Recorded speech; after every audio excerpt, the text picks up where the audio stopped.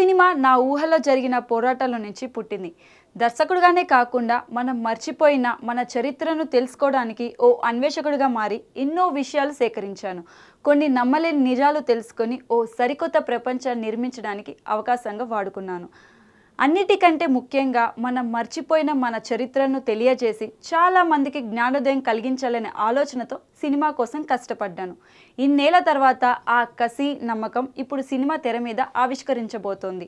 ప్రేమ కసితో క్రిష్ జాగర్లముడి. హరిహర వీరమల్లు రిలీజ్కి ముందు డైరెక్టర్ క్రిష్ పెట్టిన పోస్ట్ ఇది. అతని కష్టంలాగే ఈ పోస్ట్ కూడా చాలా సుదీర్ఘంగా ఉంది. సినిమా కోసం క్రిష్ వేచించిన సమయంలాగే ఈ పోస్ట్ చాలా పెద్దగా ఉంది. గౌతమిపుత్ర శాతకర్ణి ఈ చిత్రాన్ని 100 రోజుల లోపలే షూటింగ్ కంప్లీట్ చేసి అందరినీ షాక్కి గురి చేశాడు క్రిష్. అంతేకాదు రిలీజ్ అయ్యాక సినిమా బ్లాక్ బస్టర్. టెక్నికల్గా ఏ లోటు లేదు. క్రిష్ డైరెక్ట్ చేసిన మరో పీరియడ్ డ్రామా కంచె కూడా అలాగే ఉంటుంది. చారిత్రక చిత్రాలని టేకప్ చేసి వాటిని అద్భుతంగా ల్యాండ్ చేయటంలో క్రిష్ దిట్ట. అందుకే హరిహర వీరమల్లు కథను తయారు చేశాడు క్రిష్. దాన్ని పవన్కు వినిపించాడు. పవర్ స్టార్ కూడా దానికి గ్రీన్ సిగ్నల్ ఇచ్చాడు. సినిమా మొదలైంది. అప్పటి నుంచి అన్ని అవాంతరాలే. 2 సార్లు కోవిడ్ దెబ్బ తగిలింది. పార్టీ కార్యకలాపాలలో పవన్ కళ్యాణ్ ఫుల్ బిజీగా ఉండటం వల్ల షూటింగ్కు అంతరాయం కలిగింది.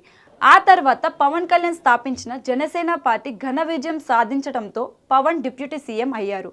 దాంతో ఫుల్ బిజీ అయిపోయారు. కాలం గడిచిపోతుంది.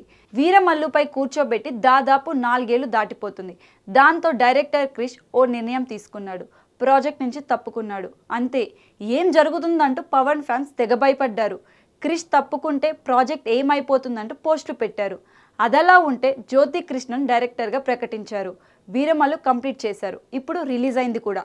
వీరమల్లు ప్రాజెక్ట్ నుంచి క్రిష్ ఎందుకు తప్పుకున్నాడు అనేది పెద్ద ప్రశ్న కాదు. తప్పుకుంటే ఏం జరిగింది అనేది రియలైజ్ అయితే చాలు. ఆయన పడ్డ కష్టానికి కొంత మేరకు ఫలితం వచ్చినట్టే.